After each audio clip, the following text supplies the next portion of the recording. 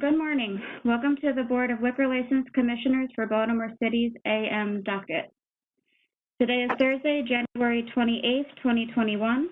The board will be hearing protest of renewal and violations today.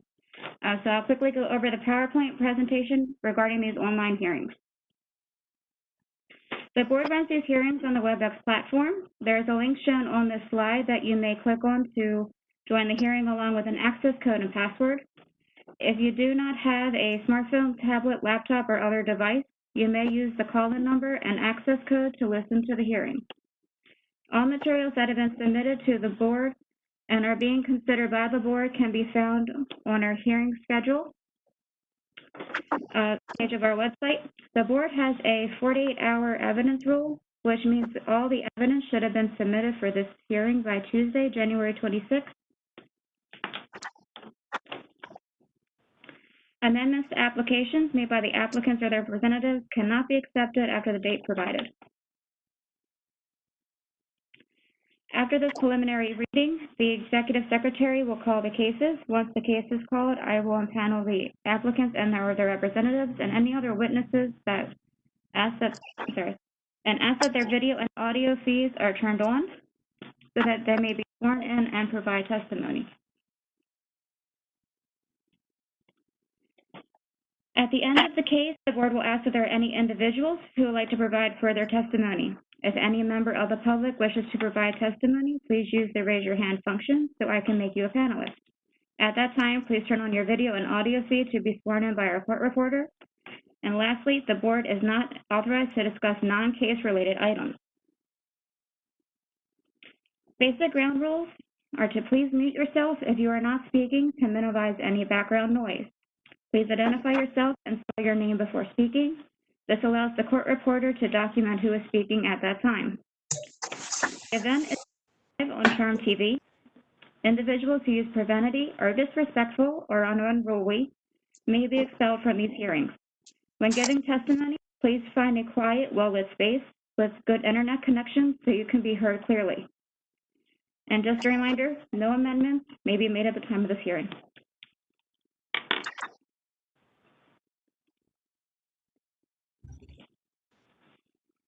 Okay. So, Mr. Chair, seems like the floor is yours to call us into order. Okay. We call in the first case then.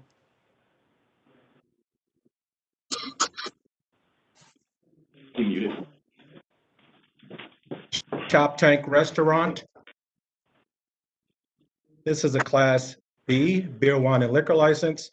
Here for a protest of renewal petition under Article 4-406, a petition to protest the renewal which is signed by 10 or more residents, commercial tenants who are not holders or applicants of any license issued under this article.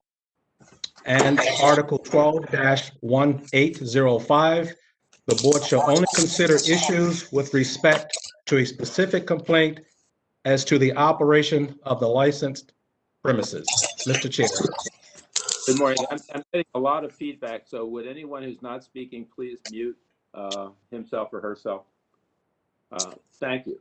Good morning. What I'd like to do, begin with having counsel identify themselves for the record. We'll hold off on swearing witnesses for a moment for some preliminary comments. So, counsel. Mr. Chair, I'm pulling them in now. Thank you.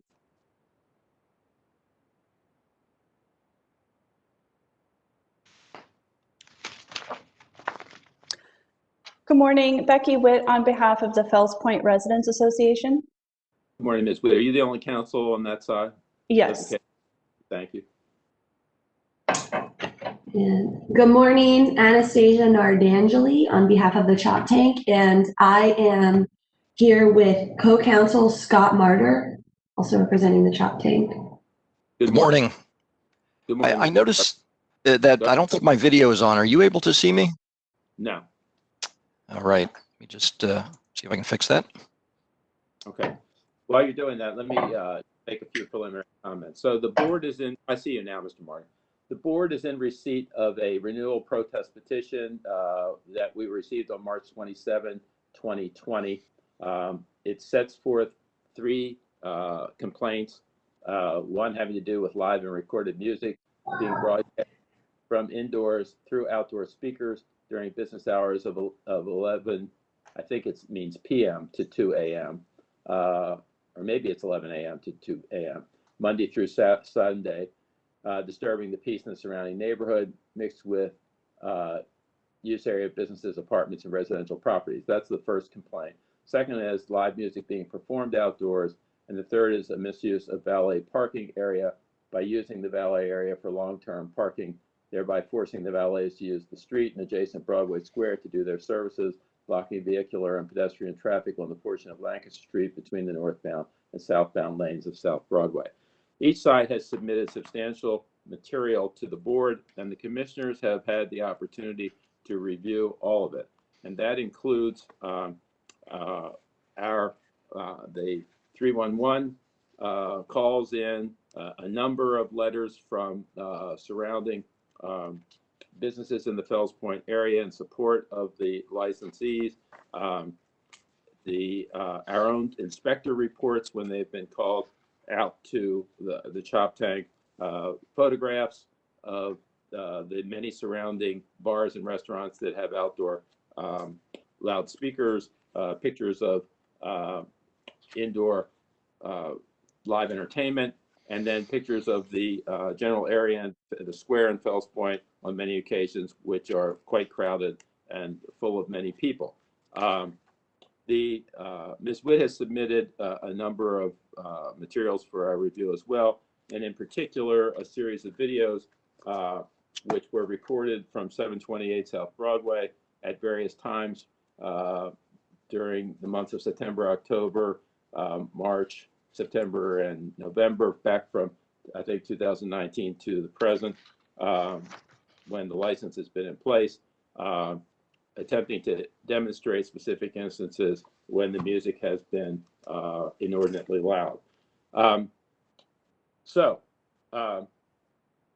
The board is prepared to hear evidence today and would permit each side about 15 minutes to present their cases, but we're not necessarily interested in receiving redundant or repetitive evidence. I must say that based on my own review of the materials that were submitted, I don't see much evidence any evidence of live music being performed outdoors or the misuse of the valet parking. It looks to me as though this protest comes down to a dispute over the 15 or so speakers which are broadcasting indoor music to the outdoors in the Fells Point area, and where there are residents, families who are protesting that that's not appropriate and that it's a violation of our general welfare rule. If I am wrong about that, counsel, correct me. No, I think you are mostly correct. And there's one witness in particular who can testify about live entertainment outside, but for the most part, it's about the speakers blasting music. And I don't think there will be any testimony about the valet parking today. Okay. And I will just say, as to that second issue of outdoor performances, if there is evidence of it, I mean, I think it's clear that was not part of this license, so we'll have to deal with that. They've not been violated for that, but we have to find out about that. But let's focus on the music issue. And Ms. Witt, I have to say, from my perspective at least, the issue is clearly there was music emanating from Chop Tank on these times when this resident recorded them. But obviously there's also a lot of music and noise being generated by other places in Fells Point during the time. So if we're going to make a specific finding, I would hope that you would focus on how we determine what comes from Chop Tank as opposed to the other residences. And as to the licensees, I mean, we have all your materials. I understand that many of your neighbors think you are excellent contributors to the community. We don't need to have a lot of testimony about that. We've seen all of that. At the original hearing, there was a promise to comply and to work with the community. So we'd like mostly to hear about what's been going on there. So Ms. Witt, do you want to present your first witness? Sure. If I could just give a little opening statement first, and then we can get right into the witness testimony. Okay. And it will be brief. So really, I think, Mr. Chairman, I think you are correct when you say that the vast majority of this case is surrounding the speakers and what is coming out of those speakers and at what volumes. So from the community's point of view, and watching the original hearing where the board approved this license, the licensee promised many, many times that there would never be outdoor live entertainment. He said, other than, and this is a direct quote from that hearing, other than casual conversation and people pounding crabs with mallets, noise will not be cause for concern. He said multiple times that he has never had a noise complaint at any of his other establishments. And he said multiple times, including in his written application to the board, as well as in the hearing, that they would like to have live entertainment inside, but they do not want to have live entertainment outside. And I think this might come down to a discussion of, if you have live entertainment, the entertainers are inside, but the speakers are broadcasting that sound outside, to what extent can you really say that the live entertainment is only inside? It becomes outdoor live entertainment at the point where you're broadcasting it outdoors. So again, I won't go into the 311 complaints. You have that list in front of you. There were quite a few noise complaints, and you have that list. Like I said, almost all of them were related to noise issues between when the license opened in the fall of 2019 and the present.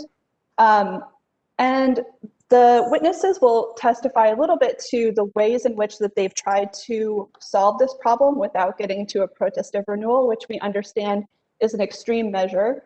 Believe me, I understand that, having been here on protest of renewal many times before.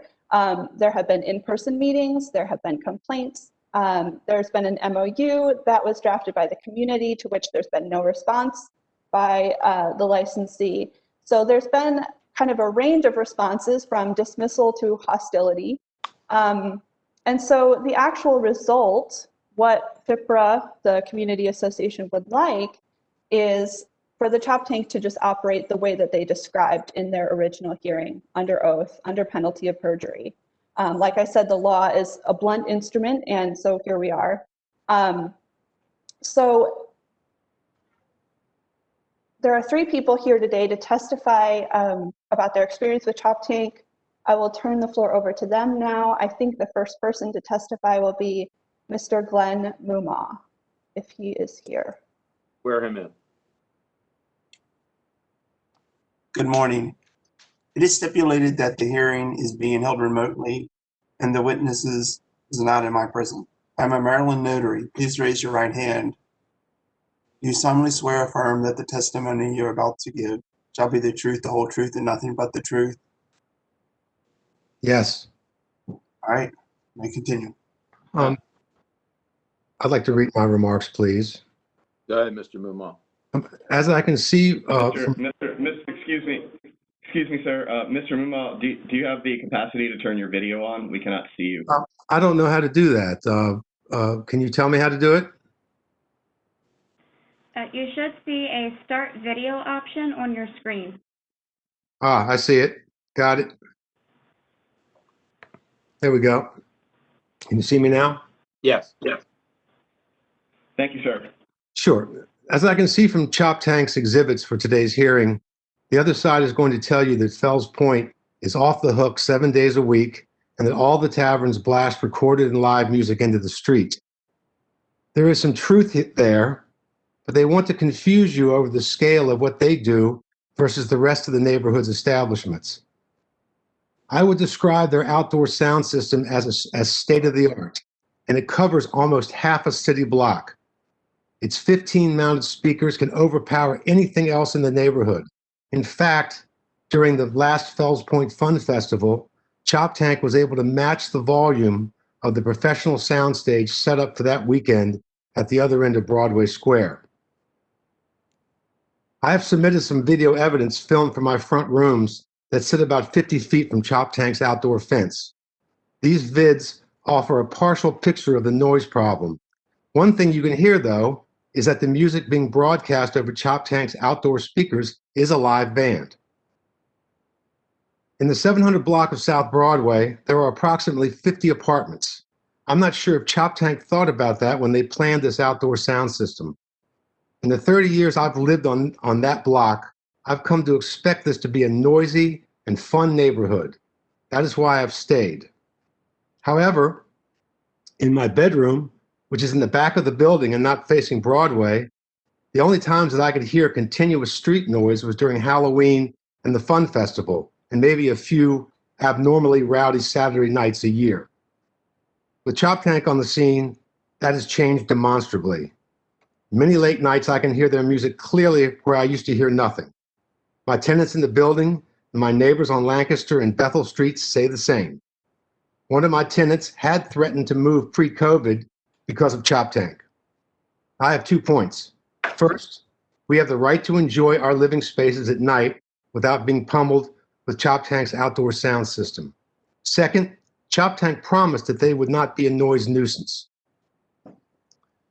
As a coda to these remarks, I would like to comment on one specific Chop Tank exhibit, a video that shows me performing with my band at Bertha's in the 700 block of South Broadway. I'm not sure why they decided to include that video, because it shows a group playing indoors with one small PA speaker pointed into the room, away from the door.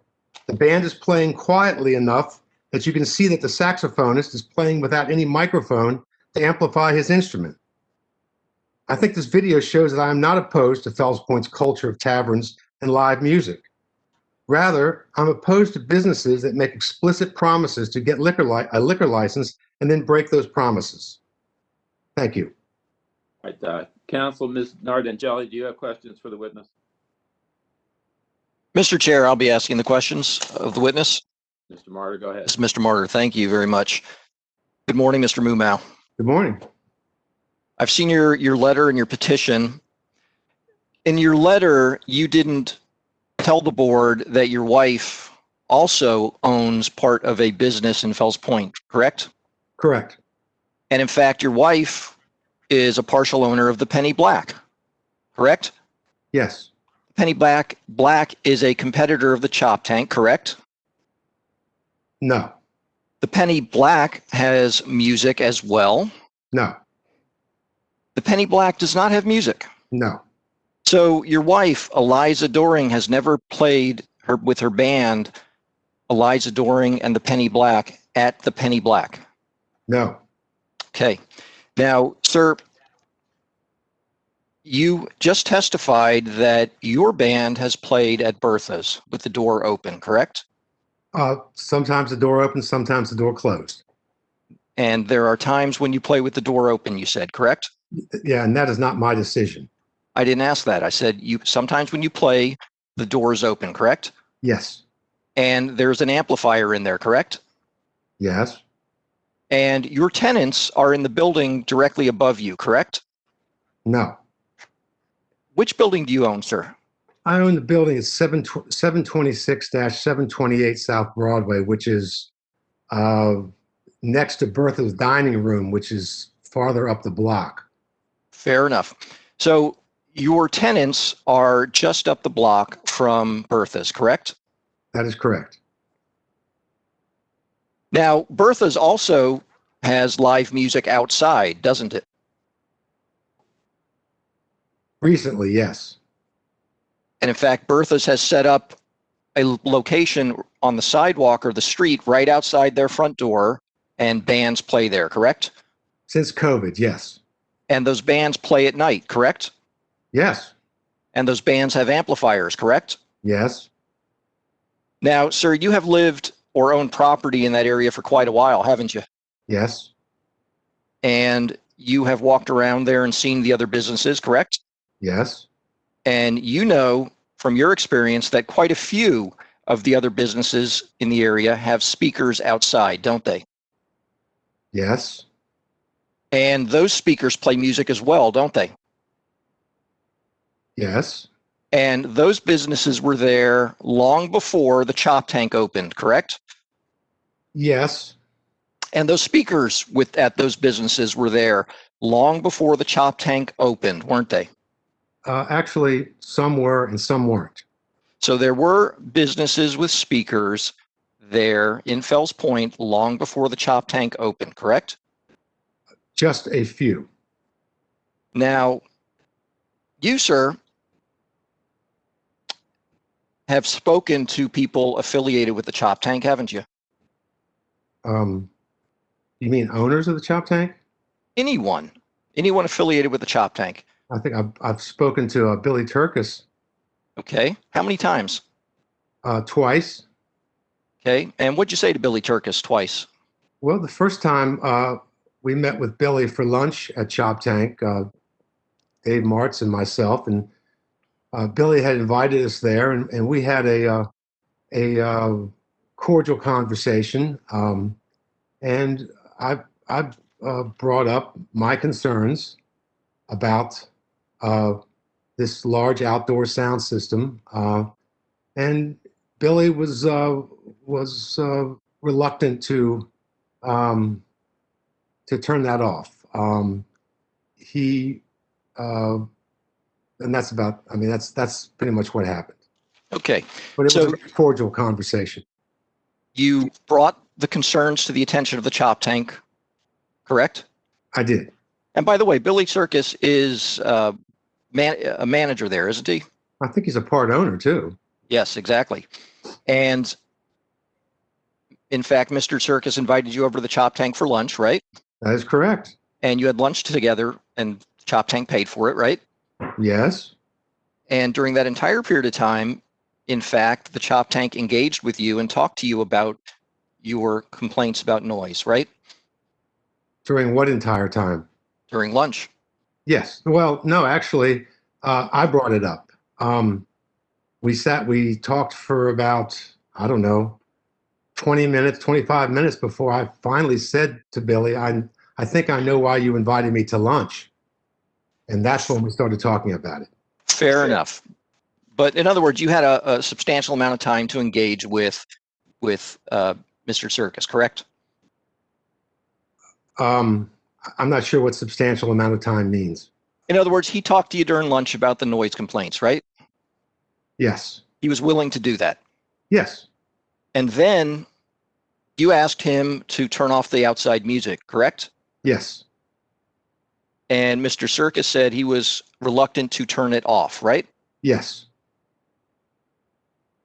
And then lunch ended and you left. Yes. Now, you, sir, have made complaints to 311, haven't you? I have. How many times have you called 311? I don't know. Approximately.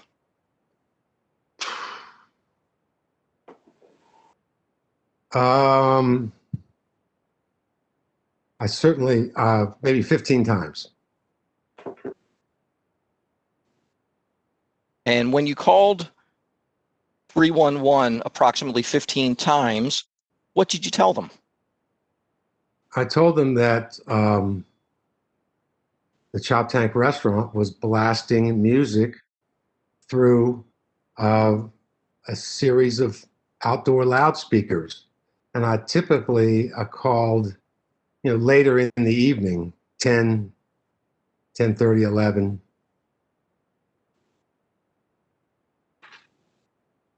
Did you let them know that your wife was a partial owner of a bar or restaurant in Fells Point as well? I did not. And did you ever hear back from the inspectors, sir, who went out there and inspected the chop tank to see if they were actually violating the noise requirements? I did on a few occasions. And as a matter of fact, not once did they issue a violation to the chop tank, did they? That is correct. I don't have any other questions, Mr. Chairman. Okay. Anything further, Mr. Mumma? I just want to point out that Mr. Martyr's assertion that my wife's business is somehow a competitor with the Chop Tank is not true. We're in a neighborhood of 50 some taverns and restaurants. My wife's business is 2 blocks away, serves a completely different clientele, and is in no way in competition other than in the general sense that all businesses that serve food and alcohol are in competition with one another. So I resent that attempt to link Penny Black to this discussion. And in fact, there were rumors spread in the neighborhood. I think Chop Tank. I'm cutting off this testimony. Thank you very much. Ms. Witt, do you have another witness? You're running out of time. Okay. All right. Since I'm running out of time and Mr. Mumma kind of finished, I think, what he wanted to say, then I will move on to Mr. Martz. Okay, let's swear him in.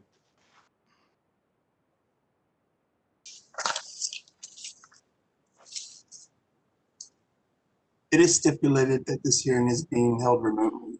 The witness is not in my presence.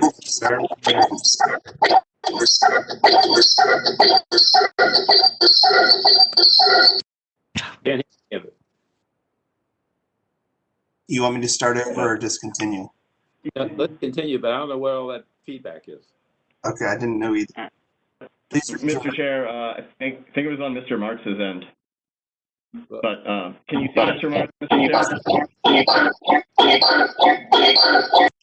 It's not going to work. Mr. Martz, if you have another device on, please mute that device. And is Mr. Martz visible? Was.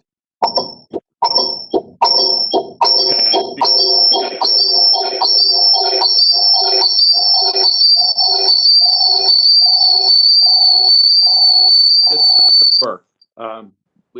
Can we get another witness? Mr. Chair, the echo is coming from Mr. Martz's end, so I don't know how you wish to proceed. He either has to correct it or... Yeah, we're gonna... Okay, Mr. Martz, there's an echo there. And so I don't know if you can turn off any other device, but we might need to go to our third witness and come back to him once he's figured that out.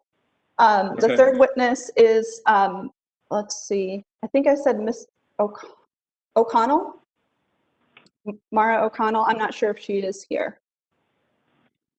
She is. I just made her a panelist, so if she could turn on her video, please. There we go. Hi, now you're looking at my living room, but let me switch it around. Yeah. All right. Hello. Can you see me now? No. Let's swear her in, please. Okay. Okay. It is stipulated that this hearing is being held remotely and the witness is not in my presence. I'm a Maryland notary. Please raise your right hand. Do you solemnly swear or affirm that the testimony you're about to give shall be the truth, the whole truth, and nothing but the truth? I do. Okay. I'll second. What do you have to add to what Mr. Mumma has told us? I have to add that the sound that emanates from the chop tank surrounds their entire site. Anywhere you go, there is music coming from their site to the point where it does block any other sound, and that you have to almost, yell to talk to your people around you. It's not the way Fells Point does things. We're neighbors. We all know we live in a bar area. We support them. It's always been a pretty good arrangement. And the fact that they haven't voluntarily turned the sound down is very disappointing. That's what I have to say. And where do you live compared to in connection I live with on Shakespeare Street, which is behind the horse you rode in on. Okay, thanks. Mr. Marty, you have questions for Ms. O'Connell? No, I don't have any questions for Ms. O'Connell. Thank you. Thank you. Did we get Mr. Martz fixed, Ms. Witt? I'm not sure. Mr. Martz, can you try again and make sure that any other device is turned off so that you don't have feedback? Can you hear me? Ms. Witt, we're going to dismiss the previous witness and now bring Mr. Martz in, and hopefully that will work. Okay. So. Can you hear me? Yes. Yes. Very good. I have no other devices on. I'm in my office alone. All right, sounds better. Okay, go ahead and swear them in real quick. Please. It is stipulated that this hearing is being held remotely. The witness is not in presence. I am a Maryland notary. Please raise your right hand. Do you solemnly swear or affirm that the testimony you're about to give shall be the truth, the whole truth, and nothing but the truth? I do. All right. Mr. March, what do you have to add to the other witnesses? Just to start with, I'm past president of Fells Point Residents Association, current treasurer. I was president in 2018 when Alex Smith proposed the chop tank proposal on June 6th of our regularly scheduled meeting of 2018. He proposed acoustical music, no more than 2 performers on stage near the front door. Never proposed outdoor speakers. We went to the liquor board hearing the next day on June 7th of 2018, so we did not have time to discuss any type of MOU. It all happened very quickly. And I just want to add as well, I received a letter of January 15th of 2021 from the Chop Tank's attorneys, Thomas and Leibowitz, PA attorneys, basically threatening. It was a very threatening letter for basically signing a simple petition. That's not before us. Tell me this. Did you draft or have your attorneys draft an MOU? Becky Witt did draft a proposed MOU and submitted it to the Chop Tank's attorneys, yes. What did it say about the loudspeakers? What was the proposal? To have them removed. Entirely. To have them removed. Okay. Correct. Okay, thank you. Do you have anything further? That's it, thank you. We have Mr. Marty, you have questions? I do. I'll keep it brief, Mr. Chairman.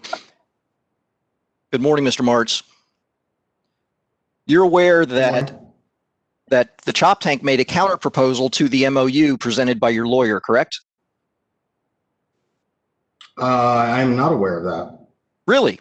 Well, actually, I am aware, and it was out of our control because you requested that all other speakers in Fells Point be removed. That's not what this is about. Mr. Martz, the counter offer from the Chop Tank was Chop Tank would be willing to remove its outdoor speakers if all of the other businesses and bars and restaurants in the area did the same, correct? Correct. That's what I just said, yes. Now, sir, you said you were a member of the Fells Point Residents Association, right? I am, yes. In fact, the Fells Point Residents Association held a meeting in March of last year to discuss the alleged noise problem with the Chop Tank, correct? That is correct. Actually, the meeting was to see if everyone would agree to hire the Community Law Center to represent individual members, paid members of the organization that were affected by the excessive noise. At that meeting, there was a discussion about the noise allegations about the Chop Tank, correct? Yes. And a vote was put to the entire membership as to whether or not the association should hire a lawyer, correct? That is correct, yes. And the association voted that down, right? No. At that meeting, the association did not authorize the board to retain the Community Law Center, correct? That is not correct. I don't have the vote count in front of me, but I can get that for you. We voted to retain the Community Law Center. Actually, sir, it was the executive committee of the Fells Point Residents Association that voted to retain the Community Law Center, correct? I'm sure that we did have a board discussion about it, yes. Not just a board discussion, Mr. Martz. The Fells Point Residents Association has an executive committee. Mr. Barter, why is it relevant to our case? The point is there are roughly 150 people who are members of this association, Mr. Chairman, and only approximately 4 actually voted to challenge this thing. That's the relevance. And they got 10. So anything else? Mr. Martz, you have called 311, correct? Not about the chop tank. Okay, so you have never placed any calls to 311 about anything relating to the chop tank? I don't believe so, no. Mr. Chairman, I have no other questions. All right. Thank you. Ms. Witt, is that your case?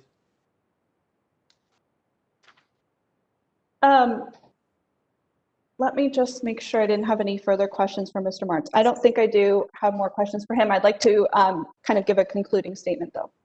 Well, we'll get to that later. Let's give you, you've run over considerably, so let's get to the other side. So the issue before the board at this time is that there's testimony that the loudspeakers are numerous, 15, I believe, and that they drown out other noise in there. So let's hear from the licensees, their response to that. Thank you, Mr. Chair. I'm going to hold off on making an opening. I'm not going to take the board's time. I'll save that for my closing remarks, and I'm going to call Alexander Smith as a witness. Okay, let's swear him in.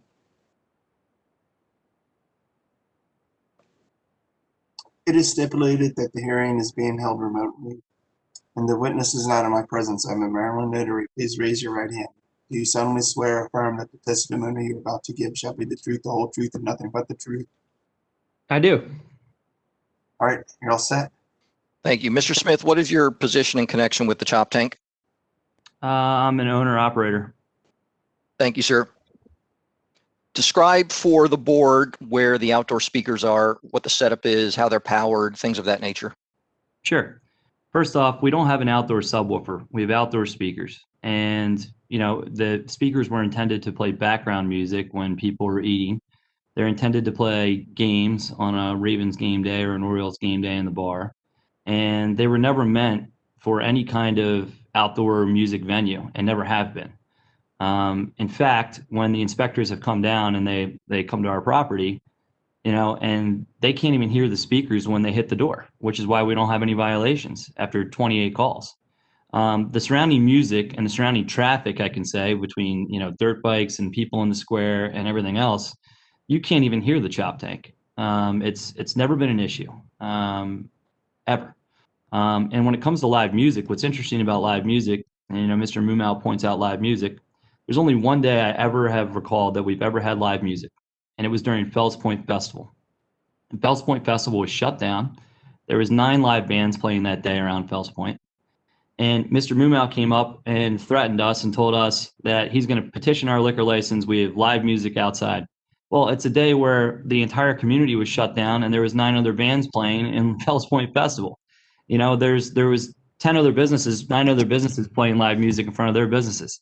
That's the only day I can ever recall that a live band was ever playing outside. We've never had live music outside of the chop tank. We've never had a stage outside of the chop tank. We've never had anything.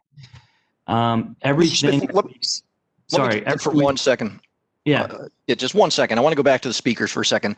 Are these big speakers like a band would have when they're playing in a concert?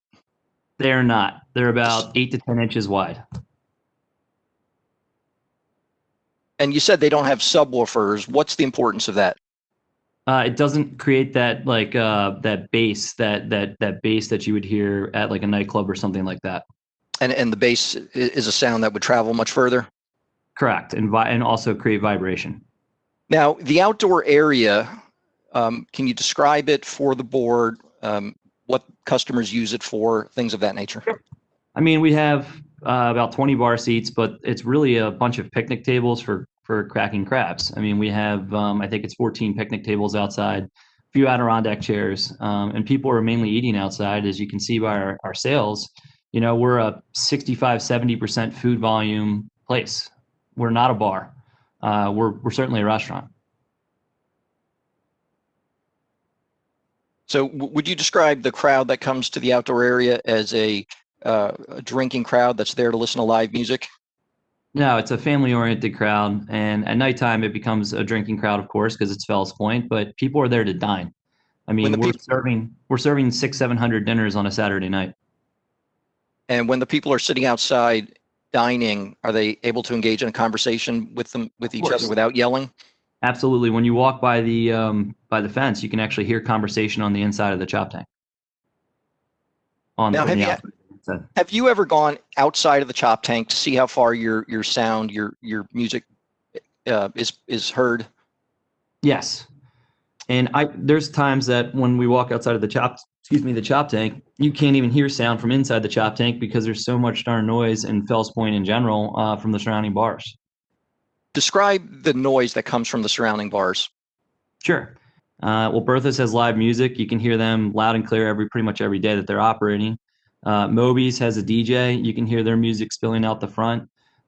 Even retailers like EC Pops, which has been a great neighbor to us, they have a little outdoor speaker because they're trying to create a vibe for their retail store, which is a great amenity to the neighborhood. Fells Point is a live music bar district. There's tons of restaurants with live music. All the bars have outdoor speakers, and it's an area where that's what happens. That is just part of the nature of the beast. Are there times when you have to turn down the speakers inside of the chop tank because of the noise from the outside? No. Is there time? I'm confused with the question, Scott. Sorry, bad question. Pretty much a leading question anyway. Is there anything further about the outdoor speakers? Sure. Yes, Mr. Smith, is there a mark or are there marks made on the amplifier for the outside speakers to control the noise and so people know where to set it? Absolutely. Yeah, we have a setting that our manager knows not to go above, but even if it went above, there's only so much power that 15 8-inch speakers can generate with no subwoofer, no amplifier, no tower speakers. I mean, we don't have any of that out there. I mean, you're talking about stuff for a football game or, background music at 8 p.m. from what's coming inside. To say that live music inside is live music outside is ridiculous. We've never had live music outside other than that one time I mentioned at Fells Point Festival, which everybody in the neighborhood had it. Are there instructions given to your managers about the sound level? Absolutely. What are they? Well, we make sure that the management in general, after the 8 o'clock hour, they dial it down because we want to make sure that we're respectful of our neighbors. I mean, we've never had an issue. We've never had an issue. I don't know where this is coming from other than, competing businesses in the neighborhood. Mr. Smith, you heard Mr. Mumma say that live music inside of the chop tank is broadcast outside on the outside speakers. Does that ever happen? Yeah, it probably does. But the live music inside, which is, pumping live music, it's like a band type environment. It's not the same outside on 15 small speakers. I mean, if we play a playlist on the inside on an iPod, let's say, and we're playing country music, that gets broadcast on the outside speakers, but it's a different type of speaker. I mean, when you go inside and you see these tower speakers we have on the inside and a subwoofer and things like that, you're talking about outside as a background music. That's all it is. No different than what Broadway Market has to the north of us or our surrounding neighbors. Is the volume that's set on the outside speakers when a band is playing inside the same level as the volume the band is playing on the inside? Of course not. What is it? What's it set at? Shoot, I would have to look, but it's significantly less. The outside is probably like 10 or 15% of what the inside is. Mr. Smith, how many liquor licenses does your company or your affiliated companies own and operate? Shoot, rough guess. I have 5 licenses under my name, but we have a total of 14 entities in Baltimore with Cross Street opening up that all have licenses. Have you ever had a noise violation made against you at any of your properties? Never. Now, in addition to liquor board inspectors coming out to the chop tank, did other types of inspectors come out to the chop tank from the city? Yes, we were told that the fire department was called on us multiple times. Building inspectors were called on us multiple times. The health department was called on us multiple times.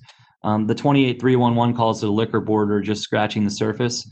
It's probably close to 50 different calls have come out, and it unfortunately started before we even opened. There was inspectors coming out every day that people were calling on us, trying to stop us from even opening. So this is something that started when we started construction in 2018. Mr. Smith, have any of those inspectors ever found a violation and issued a notice of violation to you? Never. In fact, they came down multiple times and told us that it's not even our music, it's the surrounding bars and the music coming out of the square, because many times there'd be 1,000 people in Fells Point Square. You would have people in Fells Point Square playing the guitar with amplified speakers, setting up a DJ booth with amplified speakers. And they would come down, and it got to a point where there were so many calls on us, it became a joke. The inspectors came down and would say, "This is nothing but harassment. I feel bad for you guys, but I got to do my job and go through and inspect your place." And he would come out and leave, and it just became almost laughable. Okay, Mr. Martin, Classic city resources. let's go to cross-exam. Ms. Witt, what are your questions?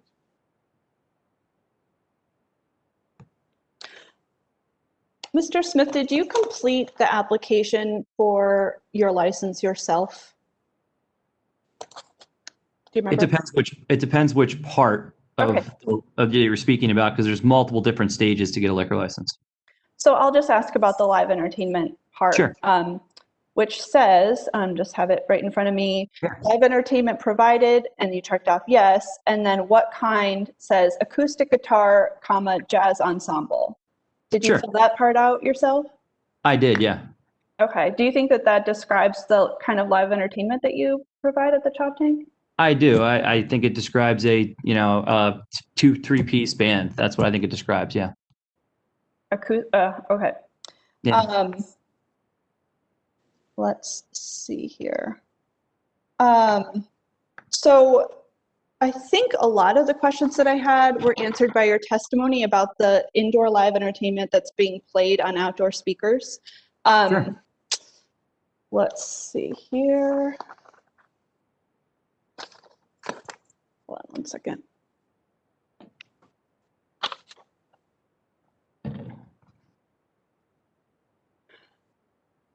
One more minute.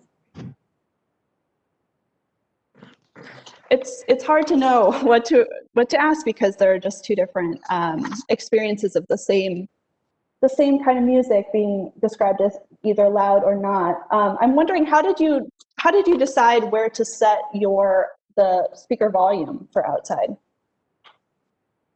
Yeah, well, I mean, what we do is we generally want to play background music. We never want to go above a customer's conversation. And so for us, if a customer can go out and dine and have a beer with a friend, and you can hear their conversations from outside of the Chop Tank, for us, that is a great example of where the volume should be. Not only that, but when Billy and I, who's our operating partner there, do perimeter walks every night, where we walk around the entire premises just to see the action of what's going on in the neighborhood. And when we walk around, we cannot hear our speakers. We cannot hear them. We hear everybody else in the neighborhood. We hear live music outside of Bertha's. We hear, Moby's. We hear stuff coming from the square. You cannot hear the Chop Tank. And we walk the perimeter 2-3 times a night. There's been testimony, I think, or complaints from community that says that as your customers' conversations get louder over the course of an evening, that the music gets turned up higher and higher to meet that. Is that something that you think that your staff does? No, I do not.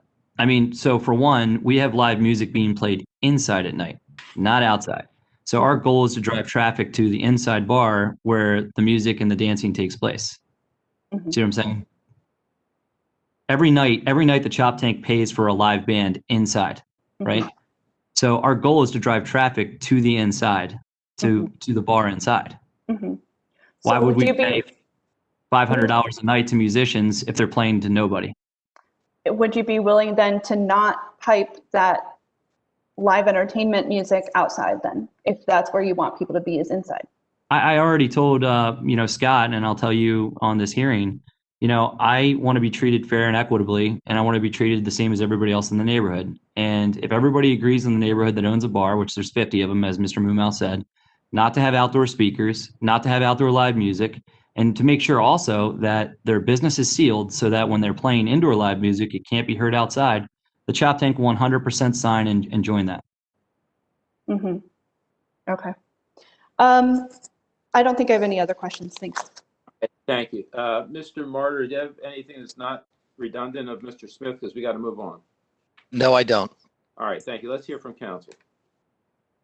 Mr. Chair, I wanted to call one more witness, if you don't mind. Oh, okay. Quickly. Very brief. Darren Mislin. Okay. It is stipulated this hearing is being held remotely and the witness is not in my presence. I'm a Maryland notary. Please raise your right hand. Do you solemnly swear or affirm that the testimony you're about to give shall be the truth, the whole truth, and nothing but the truth? I do. All right, now set. Thank you. Good morning, Mr. Mislin. Good morning. Can you tell the board what your position is in the Fells Point area? What do you do in Fells Point? I am operating partner of Admiral's Cup, have been since 2012. I'm also president of Fells Point Main Street, and until a week ago, I was a resident of Lancaster Street, the 1700 block, which is right there, about 100 yards from Chop Tank. Now, Mr. Mislin, you heard the testimony about noise coming from the Chop Tank speakers. Can you describe for the board what you have observed and heard from the Chop Tank speakers as a former resident near the area and as someone with a business in the area? It's going to be redundant from what Mr. Smith said, but we did have a lot of noise issues the past year, but they were all emanating from block parties that would happen on the square. I never had any issue with recorded or live music from Chop Tank. But I said it's a busy neighborhood. The noise issues that I've experienced, and I'm directly across the square. My business is directly across the square from Chop Tank, and my house, like I said, about 100 yards away. It was all issues with the square and the block parties. Understood. Now, are you a member of the Fells Point Residents Association? Yes. Were you at their March meeting? Yes. Was there a discussion at the March meeting about noise at the Chop Tank? Yes. And was a vote held of the membership? There was a vote held to seek information from the Community Law Center, not to retain them. In other words, check the minutes. If I understand you correctly, at that meeting, the full membership voted not to retain the Community Law Association in connection with this I don't complaint? think that the vote was because the discussion prior to the vote, it was not voted. There was not a vote. Do we retain this attorney or do we not? Because there wasn't enough information. The vote was to whether to seek information from the Community Law Center, not to retain it. If I'm remembering correctly, which I believe I am. Understood. All right. Thank you, Mr. Mislin. No other questions, Mr. Mr. Chairman. Mislin, I have one question. You said that did you say you're an owner of the Admiral's Cup? Is that correct? What dates are we talking about? Yeah, I was a managing partner of Admiral's Cup, correct. You were, but you're not any longer? I am. Oh, you are? Okay, excuse me. Do you have any kind of business relationship with Mr. Smith? Yes. What is that relationship? That relationship, which started about, I guess it's been 3 weeks now, maybe a month, is that I'm partners with Atlas Group. But this is under no duress, and I think most of this information we're talking about is prior to this arrangement. So, okay. But yes, I do have a business relationship with him. Okay. Thank you very much. Okay, is testimony completed then, counsel? We gotta Yes. move. All right, Ms. Witt, let me hear from you. Okay. Thank you, Mr. Chairman. So, Commissioners, this licensee back in 2018 promised many times throughout the hearing in his application that he would not have live entertainment and that their noise would not be an issue at this location. This was definitely something that was brought up many times. As you remember from being at the hearing or from rewatching the hearing, this has been an issue since the beginning, this concern about such a large establishment and the live entertainment that they were going to provide. As the commissioners are well aware, I've done quite a few protests of renewal before. They're normally extreme cases where we have hundreds of underage drinkers or we have drug dealing going on, and we understand that that is not the case that we're dealing with here.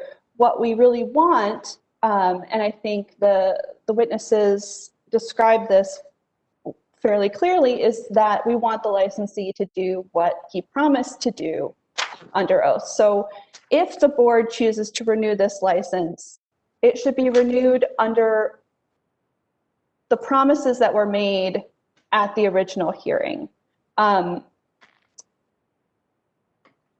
So we would just, I guess we would just leave it at that. It's difficult because some neighbors are saying that the noise is unbearable, and then the owner and some of his business associates are saying that the noise is not loud. And so it gets to be kind of a he said situation. You've seen the videos, and I know that they've been submitted and that they've been reviewed. And so I just ask that you'd keep those in mind.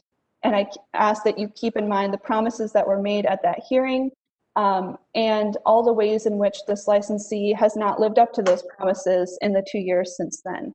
And so, I'll leave you with that. Thank you very much. Thank you. Mr. Martyr? Thank you, Mr. Chairman. The videos should be rejected by this board because there was no testimony that the noise heard in the videos was coming from the chop tank. So we've heard from the testimony that there are speakers at just about every restaurant and bar and many of the retail stores around there. No testimony that the noise in the videos came from the chop tank, so it's meaningless. Bertha's across the street, bands playing outside, bands playing inside with the door open, speakers all around the area. This is a vibrant entertainment district. There are bars in that area, obviously, and the bars are a whole different type of a place from the chop tank. The only evidence before the board is that the chop tank is a restaurant. It is a place where people go to dine and to enjoy conversations with people and enjoy background music.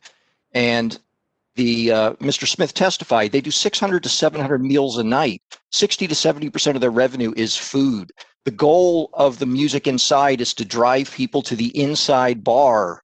And obviously, as a business owner, they want them inside bars so that they'll buy more and spend money, and they'll make more money. Obviously, they want to draw people in. But that's inside. That's not outside. The evidence is unrefuted that these are small speakers. These are not large concert speakers. These are not speakers with big woofers or subwoofers. These are small speakers, 8 to 10 inches. That's unrefuted. Mr. Smith testified to the instructions given to his staff, the nightly perimeter walks that they do to make sure that there's nothing going on around the perimeter, and they listen to the sound, the music. Absolutely nothing. They found nothing. 28 complaints to 311 and not one violation. Now that's extraordinary. We would think if what the two witnesses on the other side have said were happening on a regular basis or actually happening at all, that 28 inspections, they would have found that. Now, remember that in this Chop Tank opened in September of 2019. And we know that because of COVID, for approximately 3.5 months, maybe 4 months, they were shut down as other restaurants were in the city. So they've only been operating for what, 15, 16 months? So they're being inspected constantly by inspectors from the liquor board and from other agencies, as Mr. Smith testified to. Not one violation at any other facility that they've operated. That's an extraordinary record for any license holder in the city. What's being asked by the other side is to take away their liquor license on the word of two people, one of whom's wife owns a competing restaurant not far from there.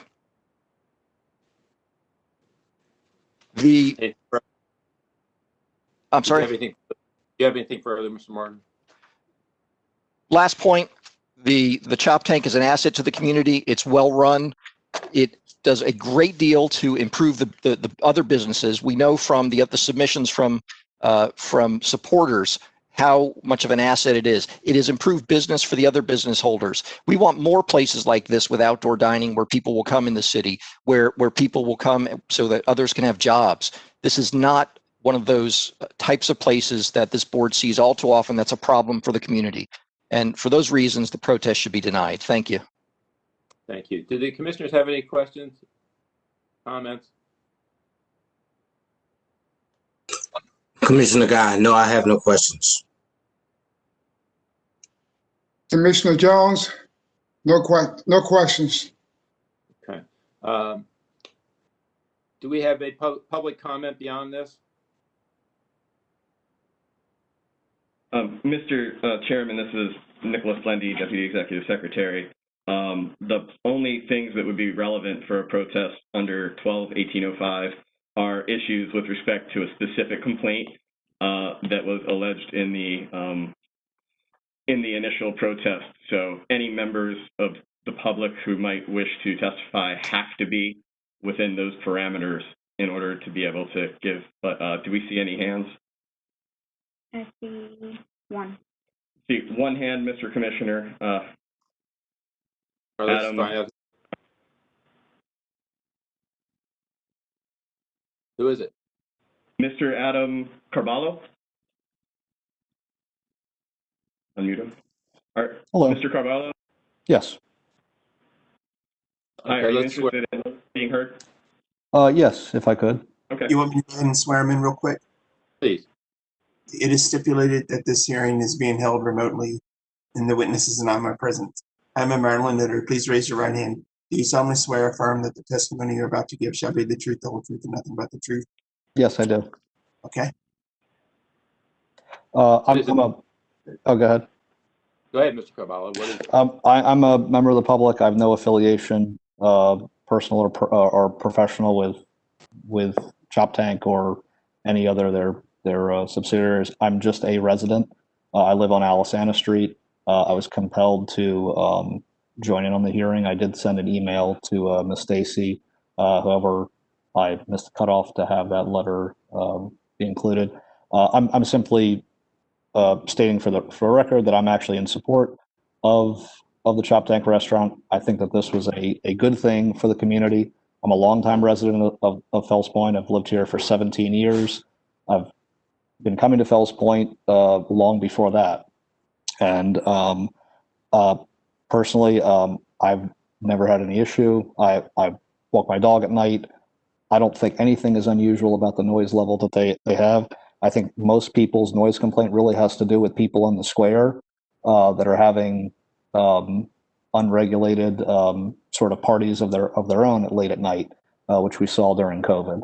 Not necessarily a stable restaurant in our neighborhood. Further, Fells Point's been known for being a sort of a bar and restaurant district for decades. I have, quite honestly, little sympathy for people that complain about that. Everyone knows what Fells Point is. Even if the Chop Tank was creating excess noise or noise in general, that's what this neighborhood is. If you don't like it, move out, quite honestly. Everyone knows what they're getting into, and whether they've been here for 30 or 40 or 60 years, that's what Fells Point has always been. So Okay. Thank you, sir. That's basically all I wanted to say. Does anyone on here have any questions for Mr. Carballo? I do not. Okay. All right. Hearing none. Does anybody have one? No, sorry. I was just saying no. Do the commissioners? No questions. If there are any further members of the public who wish to provide testimony, please use the raise your hand function at this time. Mr. Chair, we do not see any additional hands raised or members that wish to give testimony. Okay, thank you. So we have other cases on our docket, so we're going to have to move on. Let's come to the resolution of this. On the basis of the materials that were submitted, which are substantial, and the testimony which was heard today, with respect to a specific violation on a specific date of any of the 3 complaints that were listed in the renewal protest petition received by the board on March 27, 2020, I'm unable to find substantial evidence to support any of those complaints. I will indicate that it seems that most of the testimony I heard was from biased witnesses, particularly Mr. Mumma, Mr. Smith, and Mr. Mislin. So I take their testimony with a grain of salt, but there's no specific evidence that Chop Tank is the primary source of the noise that is causing the complaint. On the other hand, the sheer number of the speakers, even if they are small, 15, seems to be incredibly more than I see at the other establishments.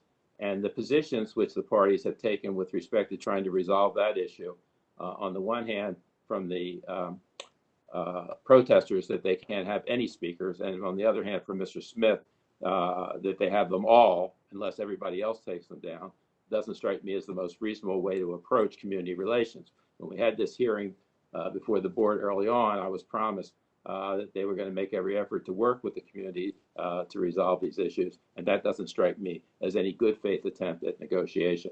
So I would, although I'm going to vote to renew this license, I would offer that our community liaison person, Mr. Ockheimer, is available to work with both the protesters and the licensees to try to resolve that issue, and maybe we won't have to go through this again every year on any regular basis. But I vote to renew the license at this time. Commissioners? Commissioner Guy, based on the evidence and the testimony that was given here this morning, I too would vote to renew the license. After hearing the testimony and all, I don't find anything substantial that for any reason that the board would reject the renewal of this license. I take notice to the 28 calls for loud music, and it just, to me, it's apparent that after 28 calls, there has been no violations taken for loud music. So based upon the evidence, as I said, I would vote to renew the license. Mr. Jones? Of both sides, that's the those who want the license to be renewed and those who don't. I can't find that there's any substantive values in those testimonies. Also, in fact, if you look at the 28 complaints from 311 and realize that as a result of those complaints, no violations were issued. Based on that, I also vote to renew the license at the Chop Tank restaurant.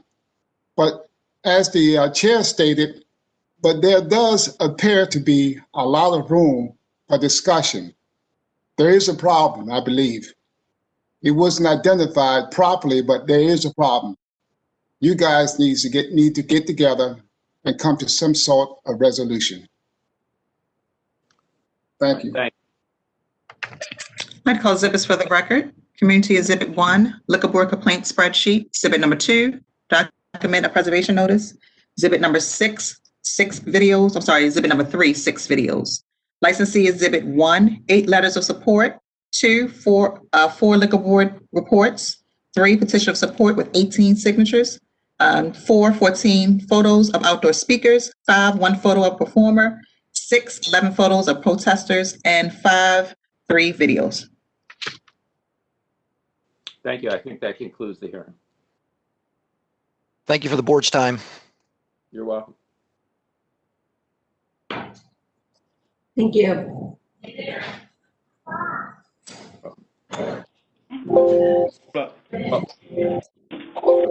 Case, please.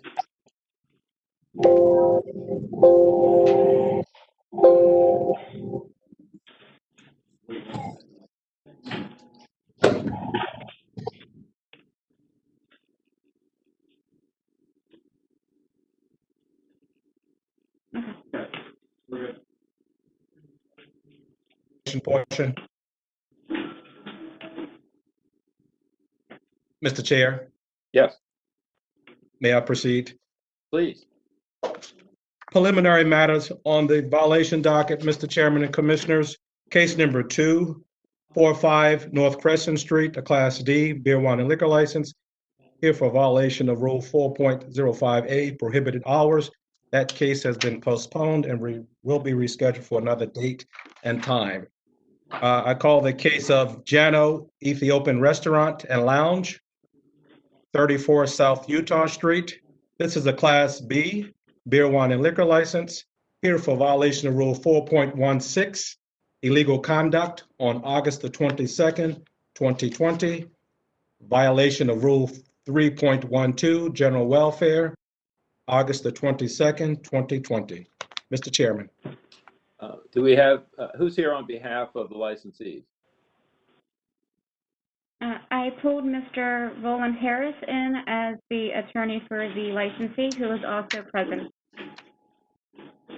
Would counsel identify himself for the record, please?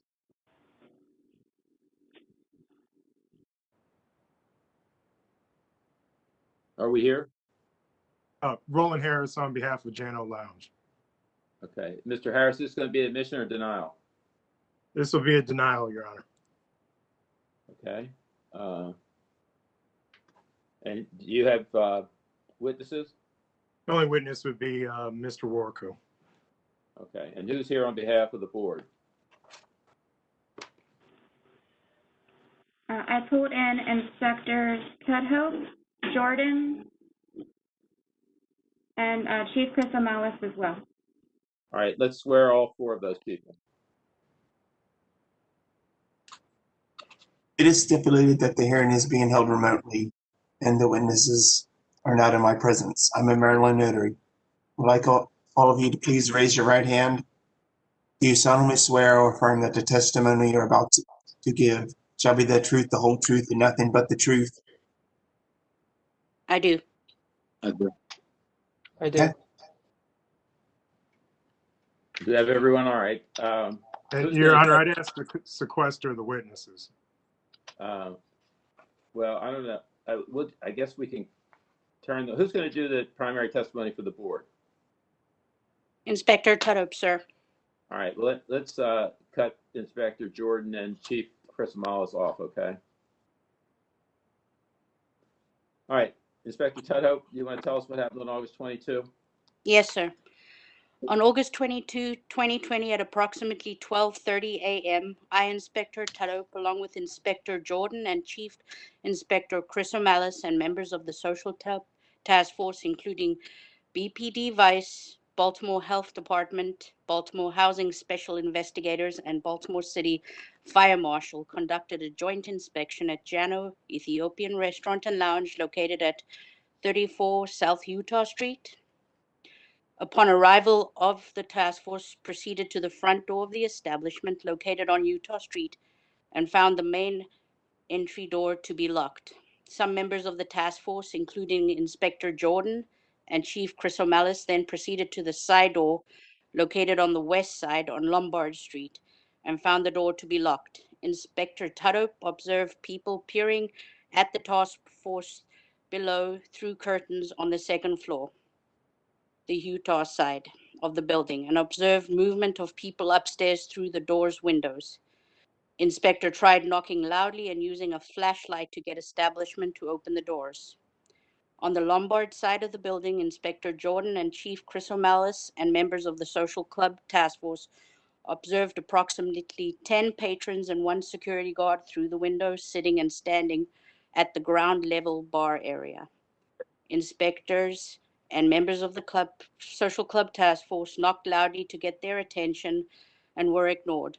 The security guard turned his back to the window at this time. Chief Chris O'Malley then proceeded next door through the carryout location on Utah Street to a shared door between the two locations and knocked on that door.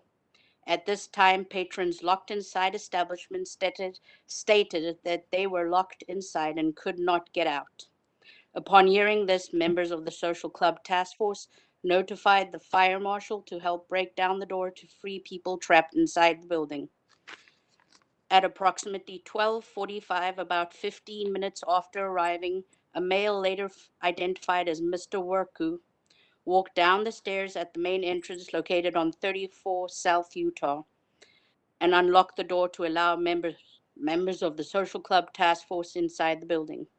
The fire marshal was notified that the door was now open. As Mr. Worku was opening the door to let the task force members inside, his security unlocked the door on Lombard side, and Inspector Jordan and a housing inspector witnessed approximately 10 or more patrons leaving through that exit. Inspector Tudhope and Jordan made contact with Mr. Worku and advised him of his violation. Mr. Worku stated he did not hear anyone outside knocking, and he was not aware that he was not allowed to be open after 10 p.m. The task force left their location without any further incidents. Thank you. Mr. Harris, you have questions for the inspector? I just want to make it clear. So there were 10 people altogether that ended up leaving the establishment. Is that correct? I cannot recall the exact amount, but I counted 10 people. Okay. And the security guard, who was the security guard? I did not get his name.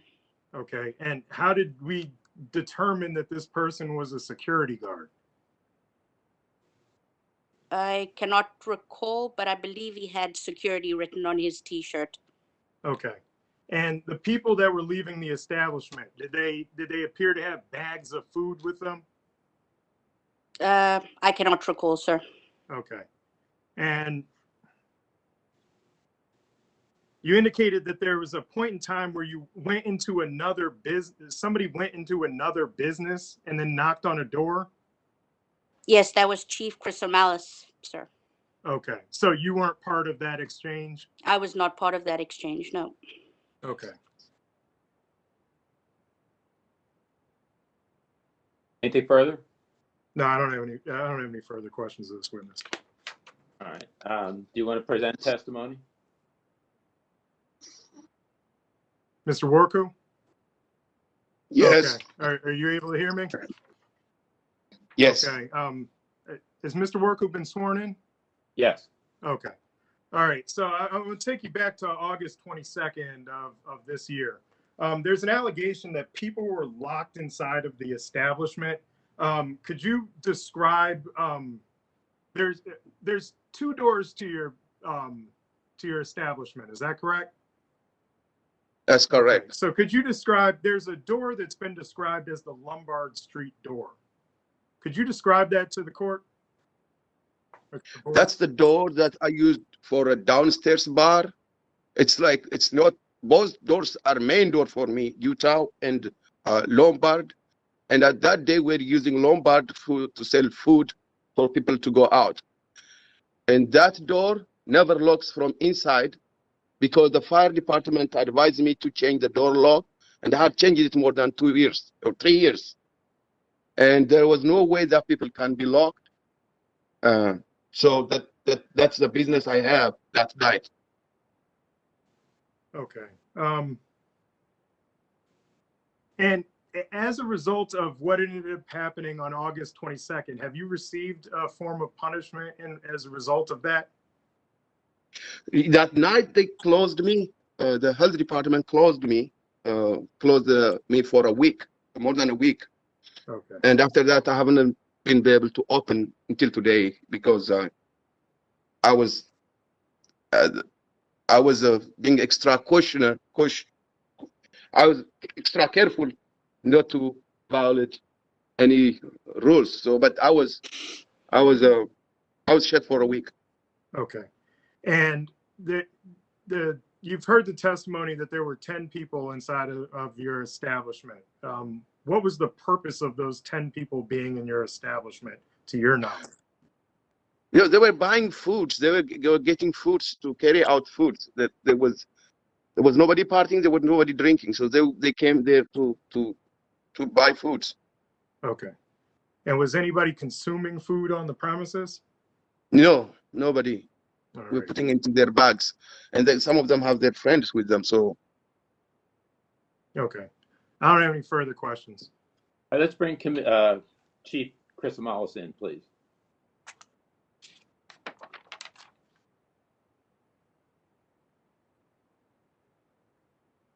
Do we have him? No, Mr. Chairman, we're working on it. Okay. Did you use yours? Because I gotta log back in. I don't have video. That's fine. Good afternoon, Chairman, Chief Chris Amalis. Good afternoon. So can you tell us about this locked door situation, please? Sure. We arrived at the location. He's got two entrances. One on Utah, one I believe, the other one I believe is on Lombard. The one on Utah, it's a second story. You have to go into the front, go up a large set of steps. People looked down at us. We saw lights. We saw people upstairs in the nightclub area. We were knocking on the door. They were looking down. Then we went around two inspectors plus one patrol officer and one vice officer went on the Lombard Street side, which is the street side. His security was right in front of the door. We were knocking on the window. He looked over at us, turned his back. There was about 10, 12 people drinking in the bar. We repeatedly asked the security to open the door. He refused and ignored us. At that time, we went in through the carryout, which is right next door, but it has a adjoining door there. We went and knocked on that door where one of the patrons said, I said, hey, can you open the door? They said, we can't, we're locked in here, was what the customer said. At that time, the fire marshal that was assigned to the task force called for a radio truck to have the door removed since it seemed that people were trapped inside. When we let them know that this was happening, Mr. Waku came down from the Utah Street side, opened the door, and simply said he couldn't hear us. Okay, thank you. Mr. Harris, you have questions for the Chief Inspector? Okay, so you arrived at the location, you went around to the Lombard Street, you said you knocked on the door and there was a security guard there. Is that correct? Correct, inside. Okay, how did you identify that that was a security guard? He had security on the back of his shirt. And then also when we made entrance, he was identified by Mr. Waku as his security officer. Okay, what was this person's name? I didn't identify the individual. Okay, so you went around to this other establishment, right? We talked about there's like this other business that you went to and you knocked on the door? Correct. Okay, and so this isn't like a front door to the Jano Lounge, correct? We talked about Utah Street and we talked about Lombard Street, but this other door that adjoins these two businesses, when you knocked on that door, that's not a front door, right? It is not. Okay, and in fact, it's like a solid door. In fact, you can't even see through it, right? That's correct. So is it safe to assume that the person on the other side of the door wouldn't be able to see who's knocking and asking you to open this door, correct? That's correct. Okay. So eventually you all, when you went around to the Lombard Street side, you indicated that you looked in through the window. Is that correct? That's correct. Okay. And you were stating that, yeah, I'm assuming that what you're doing is you're saying who you are and what your purpose is, right? That's correct. Okay. And just correct me if I'm wrong, but nobody ran to the window and said, we're all trapped in here, please get us out. Is that correct? They did not. Okay. So then you eventually were able to make entry into the building. Is that correct? That is. Okay. And when you made entry into the building, my understanding is that you wrote 2 violations, correct? I believe my inspectors did write 2 violations for violating the governor's order and for non-cooperation. Okay. There's no indication in either one of these allegations of anybody drinking on the premises, correct? I'm sorry, I did not hear that. I apologize. There's no indication in either one of those allegations of anybody drinking on the premises. Is that correct? Well, I don't know about the premises. I personally witnessed people drinking beer on the Lombard Street side when we were trying to get them to unlock the door. Okay. So that's not included in either one of these reports. Is that correct? I do not know. I don't know the answer to that. Okay. So once you were able to make access into the building, obviously you were there, you were talking about, locked doors being a concern. Did you have an opportunity to inspect the doors? The doors, I did not. A fire marshal was present with us. He took lead on the fire safety. Okay, so it'd be safe to say that you're not sure exactly how the doors function overall. Is that correct? No, sir. The only thing I can testify to is we knocked on the door. There was people inside. An employee of the business refused to give us entry to the premises. I asked the employee to contact the owner. He ignored me. We were there for about 25 minutes before we could get access to the establishment. That's all I can testify to. Okay. Anything further? I don't have any further questions, Your Mr. Chrysomalis, when the 10, 12 people exited the place, were they all carrying carry-out food? No, sir. They were not carrying carry-out food. They were they had left the establishment. Once we got access to the Utah Street side, we all walked over to the Utah Street side. One of the housing investigators said everyone just exited through the Lombard Street side. So they opened the door for us on Utah Street, filtered the people out through the Lombard Street. Okay. Anything further, Mr. Harris? No, Your Honor. Okay. You want to be heard? Yeah. So the issue here is that when we have violating the governor's curfew, I'm concerned because we heard from the first witness there's no indication about anything being consumed on the premises. We hear from the second witness that there's alcohol being consumed on the premises, but there's nothing indicating that in either one of these violations as written up. So the first testimony was we didn't hear anything about any consumption. The second one, in all honesty, only during this hearing is the first time that we end up hearing about consumption on the premises. The 10%, 10 people being on the premises, my understanding is that he'd be limited to 25%. We haven't heard anything about what his maximum capacity would have been or anything of the sort. And there's no violations for people consuming alcohol on the premises. So I don't think he's in violation of the governor's order at this point in time. The other concern about the allegation of locking the door. Right now, Mr. Worku appears before this body with an allegation that he's locking people inside of his establishment. And I find it greatly concerning that we have absolutely no idea. There's no testimony besides Mr. Worku's testimony that in fact anybody's locked inside of that establishment in any form or fashion, that people would not be able to exit that building safely or in any way. I mean, I would agree 100%. If there's a bar that is physically locking its patrons inside of the bar so that they cannot exit the building, that would be of a general welfare issue before the court. But right now, Mr. Worku's testimony is that this is a door that a person walks up to, pushes the door, and they walk right out. And the testimony from the inspectors is they don't know.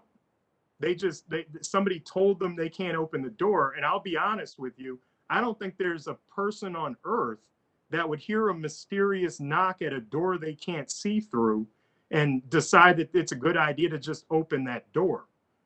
So I don't know exactly what the exchange that took place between the inspectors and the individual on the other side of this third door that would be shared with the establishment. But I don't think most people would open a door in that type of situation. And I'm not exactly sure how that exchange went. So overall, I don't believe that at this time they've met the burden. I do think that Mr. Worku and Jano Lounge has suffered a punishment as a result of this because they were shut down for a week, which, obviously is going to suffer a great financial strain and everything of the sort. I think we're working our way towards, hopefully eventually the COVID restrictions and things won't be necessary at this point in time. But Mr. Worku's very much aware of all of those things. And in reference to the in reference to the locked doors, I do believe that Jano has doors that allow people to leave the establishment. And I don't think the behavior of the patrons inside the establishment indicate that they were locked in any way, that they didn't feel like they were free to leave. So for those reasons, I'd ask this body to find Ms. Jano Lounge not in violation. Thank you. Commissioners have any questions? Commissioner Guy, no, I have no questions. Commissioner Jones? Yes, I have one question. The side door, is there a panic bar on that door? Yes, sir. Excuse me? Yes, sir. You can push it out. There is no lock on it. Okay, thank you. Yes, sir. Mr. Chairman and Commissioners, this is Nicholas Lendy, Deputy Executive Secretary. For clarification purposes for all parties, Exhibit 2 is the executive order from the mayor that was enforced at the time of this inspection and these allegations. Subsection or Roman numeral 3B 3 in the middle of probably the 4th page. It's not numbered. Requires all indoor dining to be closed at 10 p.m. So therefore, should this board find that any dining post 10 p.m. occurred, that would be the underlying basis for the rule violations that are before the board. And I would just indicate that there's no testimony at all that anybody was consuming food at the establishment. I mean, I understand about the alcohol, but the food, no. Alcohol would be included in the definition. I understand. As well. Do we have any public comment? If there are any members of the public who wish to provide testimony, please use the raise your hand function at this time. Mr. Chairman, I do not see any members of the public who wish to testify at this time. Okay, thank you. On the basis of the materials contained in the charging documents, testimony received this morning, and particularly on the basis of Chief Chrysomalis' testimony of the 10 or more persons seen in the nightclub area consuming beer after 10 o'clock, I find a violation of Rule 4.16, illegal conduct on August 22, 2020 at 12:30 a.m. And I find a violation of Rule 3.12, general welfare on August 22, 2020 at 12:30 a.m. Given that the health inspectors closed this licensee down for a week, I wouldn't impose a harsh fine, but he has a lousy record. This is his 6th violation. He's only had the license since 2015. So I'd have to impose a fine of at least $150 as to each, and I give him 30 days to pay. Commissioners? Commissioner Jones, I concur with the chair as it pertains to the violation and fines attached to those violations. Commissioner Guy, based on the evidence that was presented and the testimony given this morning pertaining to this, I also find in violation Rule 4.16, illegal conduct that took place on August the 22nd, and violation of Rule 3.12, general welfare, that took place on the same date. I concur with the fine of $150 for each violation, payable in 30 days. Thank you. Ms. Russell? I'd call exhibits for the record. Board Exhibit 1, Violation Report, Inspector Tudhope. Board Exhibit 2, Mayor's Executive Order. Thank you.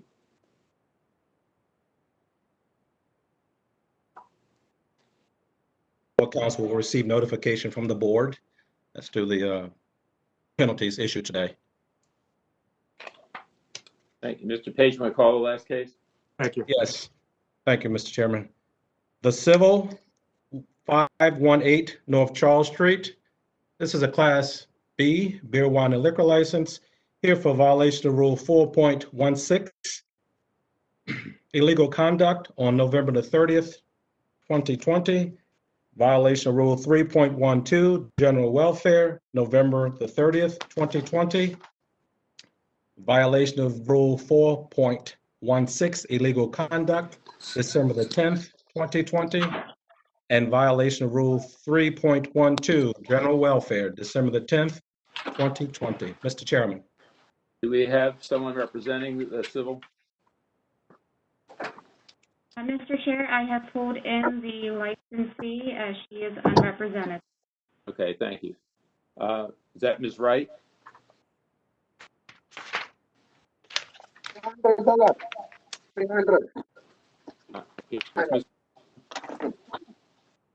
1, 2, 3,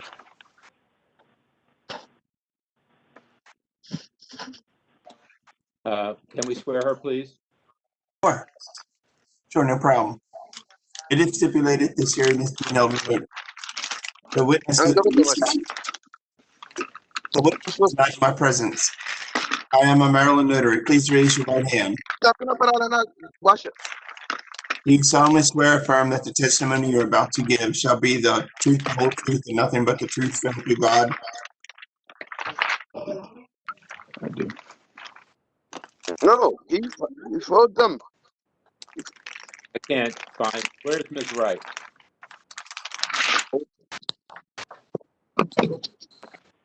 Ms. Wright, do you have video capabilities on how your the chair is looking for you on the panel?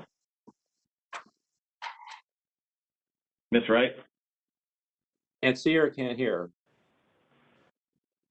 her.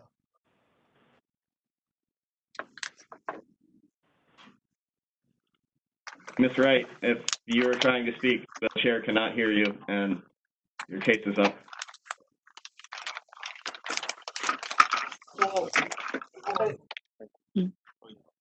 Oh. Ms. Wright? Make sure you put these labels behind the meds. Okay, so they can see it. It appears we're having a bit of technical difficulties on this witnesses and Mr. Chair. Ms. Wright, can you speak so that the chair and the board members know you're here?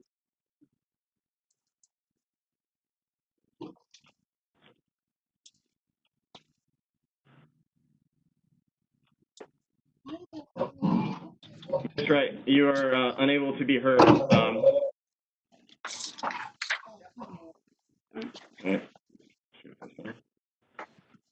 Ms. Wright and Mr. Thomas, you are both made panelists.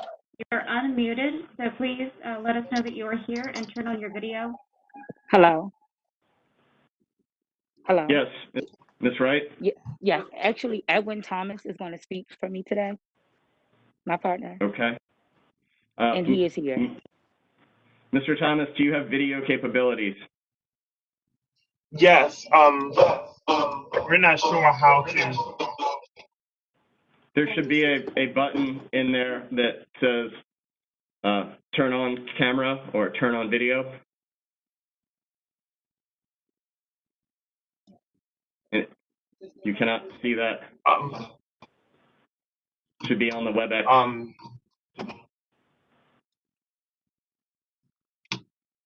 No, I do not see that button. All right, well, let's swear him in anyway. Yes, sir. Okay, you want me to swear him in? Please.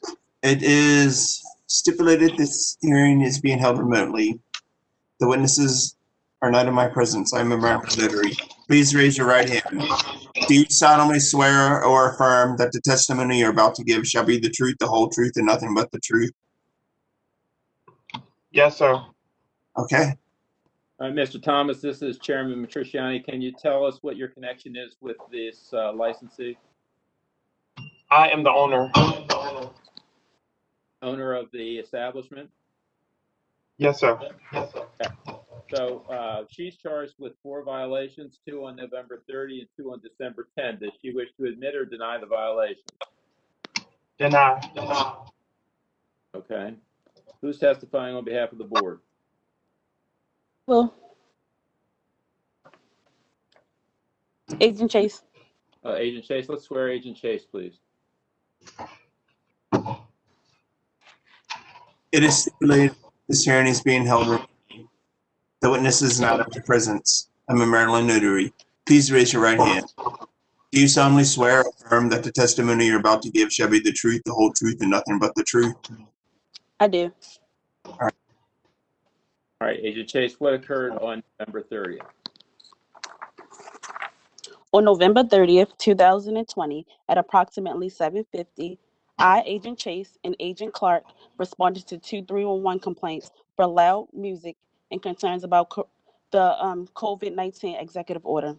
The complaints were located at 518 North Charles State Street, trading as civil. When we arrived at the establishment, We observed a line of people waiting outside to get into the restaurant and a band playing, which was at a high volume. Agent Clark and I proceeded to the inside of the establishment and counted 75 people, which included staff, band members, and patrons. At this time, we identified the person in control as Francis Kuhn Nagin, I think I'm pronouncing his last name wrong, and informed him of the complaints. We made him aware that he will receive a violation due to the mayoral order, which at the time only allowed 25 people inside for indoor dining. The establishment's capacity is 180, and they are only allowed to have 45 people in the business.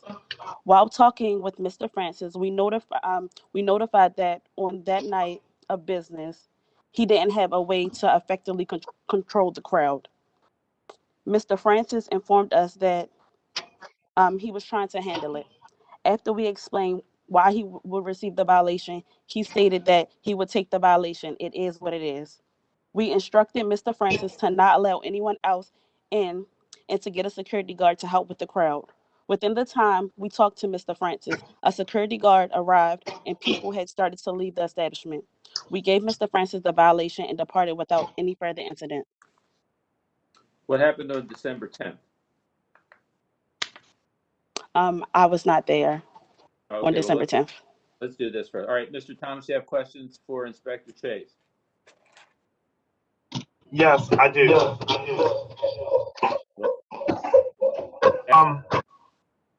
Evening. On that, did you see security arrive, or did you just not see them out there? I can't hear a thing. Say that again, please.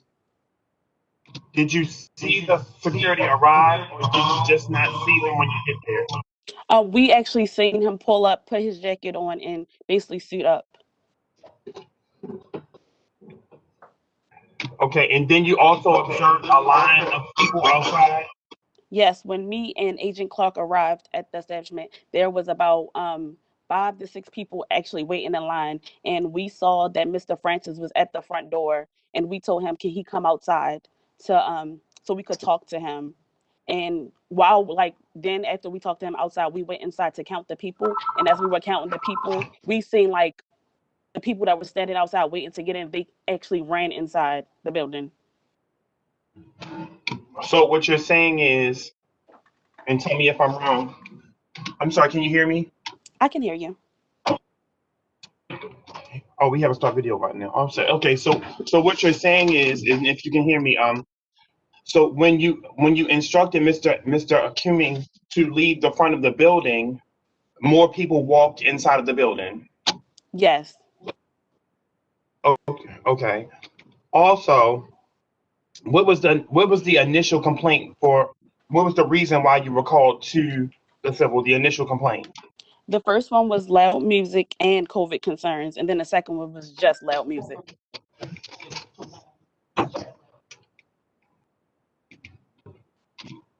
Okay, and you said that when you spoke to Mr. Cumming, he told you that he did not have an effective way to control the crowd. He said that to you directly?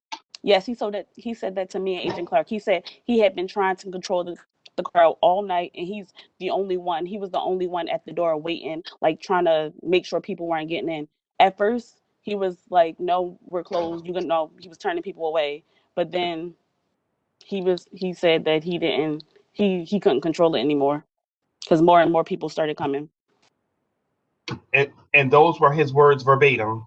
Yes.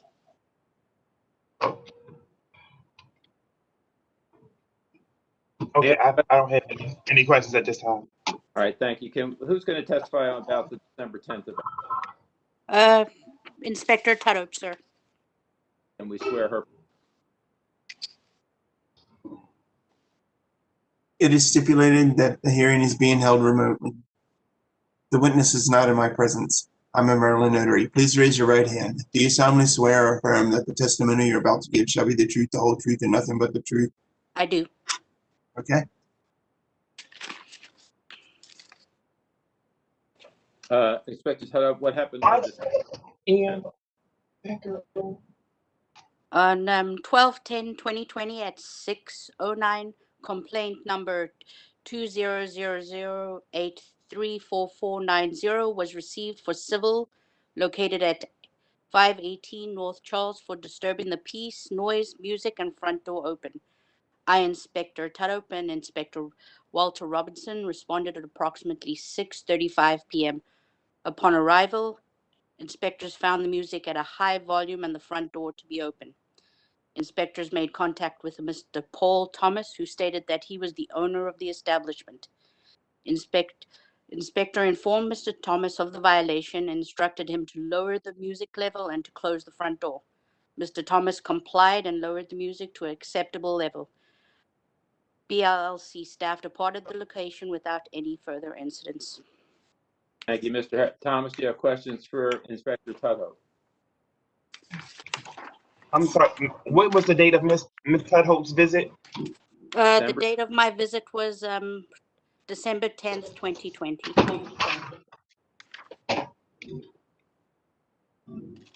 Okay, at this time, no, I have no other questions. All right, thank you. Do you wish to be heard about the violations, Mr. Thomas? Yes, sir, if you don't mind.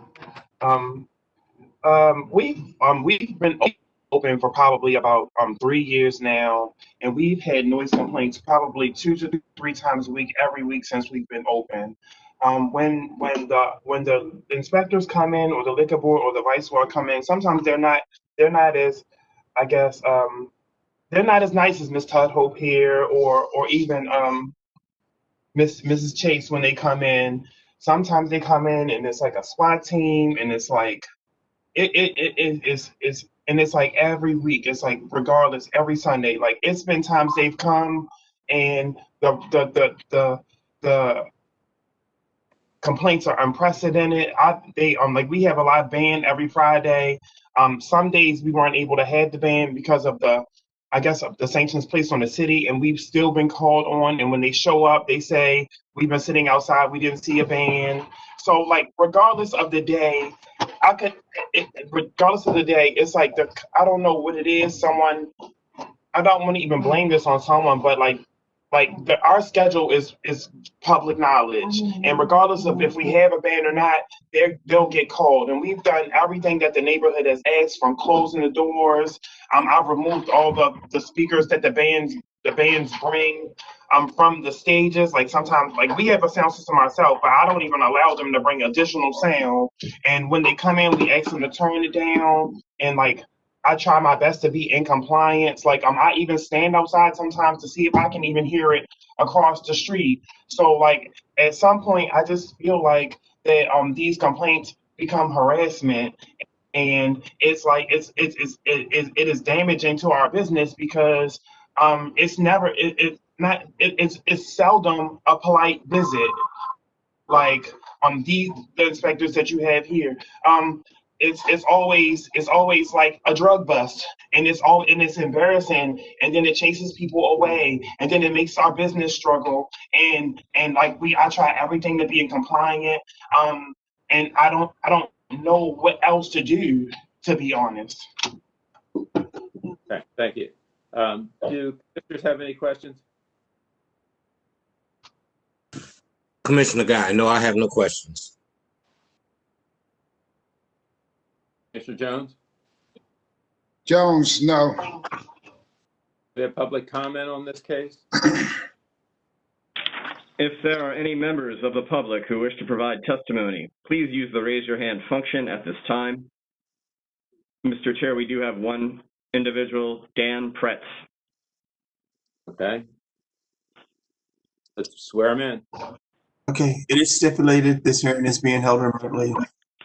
The witness is not in my presence. I am the Maryland notary. Please raise your right hand. You solemnly swear and affirm that the testimony you're about to give shall be the truth, the whole truth, and nothing but the truth? I do. All right. Mr. Press, what did you want to say? Yeah, I'm a neighbor of the Civil, and I was coming today to share with you a little bit about what the experience in the neighborhood has been since they've joined the block. I can only speak on behalf of myself, but I can also share with you that my buildings condo association has been in contact with the Westminster House management. This is a regular point of conversation amongst the neighbors in the community. The comments I have to share are largely negative, and so I would like to begin by letting you know that I'm not attempting to impact this business. My goal is really to bring the compliance. Press, but do you have any evidence about what happened on November 30th or December 10th? I can speak to to December 10th. Okay, and let's talk about that, 'cause that's before us right now. Okay, and what I would like to share about November 10th is that on November 10th, I was in contact with. Not November 10th, December 10th. Sorry, yeah, December 10th. For December 10th, I believe that the 311 complaint that went in was from me, although I don't actually recall. I'd have to check. But the Inspector Tudhope had reached out to me after coming, which is why I believe it was my complaint. She let me know that she had found the property to be non-compliant with the noise violation and asked me to be in touch with her if there were any other concerns. Shortly after that, I was in touch with her because their music was, again, getting loud. Inspector Tudhope returned to the scene, found them to be non-compliant again, and after initially, complying with her, and let me know that she would not be submitting a second violation for the night because she had already submitted one earlier. When the property hosts live music, as the gentleman said, when they host live music, they set the band up directly in their front window. The drummer has his back to a pane glass window right next to the sidewalk. And it is that live music that causes the noise violations that have plagued myself and my neighbors. The only issue that we have on the noise front is that live music. There are no other issues with noise. Okay, thank you. Okay, anything further from anyone? Yes, I have questions. I have questions for Mr. Pratt. Okay, about December 10th, go ahead. Yes, Mr. Pratt, on December 10th, where were you located where were you located when the noise affected you? I was in my bedroom. Okay, and in your bedroom, approximately how far are you from the civil? I'm bad at judging distances, but I'm within the same block. You're at 518, I'm at 529. So we're at 529. So about how far would you say it is? I really don't know how to estimate distances. Okay, so all right. I'm across the street. Car lanes. About if you had to measure in car lanes, about how many car lanes would you say you are away?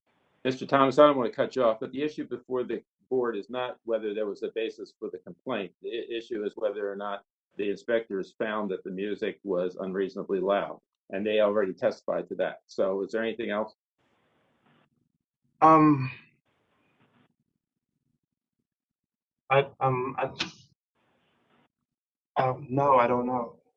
Okay, well, thank you.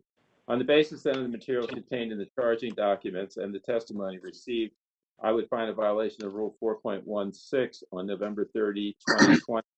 I would find a violation of Rule 3.12 on November 30, 2020, a violation of Rule 4.16 on December 10, 2020, and a violation of Rule 4.312 on December 10, 2020. In spite of the testimony from Mr. Thomas that he's constantly being harassed by inspectors, he's never had a violation before. And in spite of Mr. Pretz's complaint about this being an ongoing thing, there have never been any prior violations. So I don't understand that entirely, but because these are the first violations for this licensee, I would impose $50 fines as to each and give him 30 days to pay, or her. Thank you. Commissioners? I concur with the chair as it pertains to the violation and the fines attached to those violations. Again, I concur with the chair. Commissioner Guy, based on the evidence and the testimony that was given to the board this morning, I would also find